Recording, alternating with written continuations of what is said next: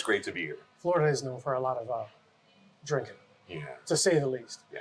So I was going to ask you, man, like, so your origin story is a very unique one. You did not, because I could see online, I was kind of, had peeked behind the curtain to get to know a little bit. So tell us about that. You spent time in the military, and you said nuclear engineering? Yep.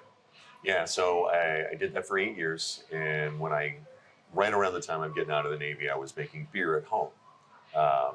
I love making things, and I love making things that people can consume, and I want to be able to make something where they pick it up and it's not like, oh yeah, that's beer, but it's like, oh, that's really good. That's great beer. And I was able to turn that hobby into a job, started working at some brew pubs back in the Bay Area in California. And while I was doing that, a buddy of mine gave me a bottle of Lagavulin.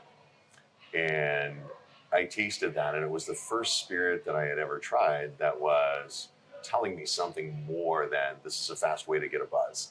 It was a story in a glass, and it was so beautiful. And I'm like, I need to learn more about this. And as I start learning about whiskeys, I'm realizing the first step to making a whiskey is making a beer. Yes. You make that beer, you distill it, you barrel age it. It's an oversimplification, but if you understand beer making, you're halfway to making whiskey. Yeah. So I went to a library, no internet at this point, and got books on whiskey and started studying.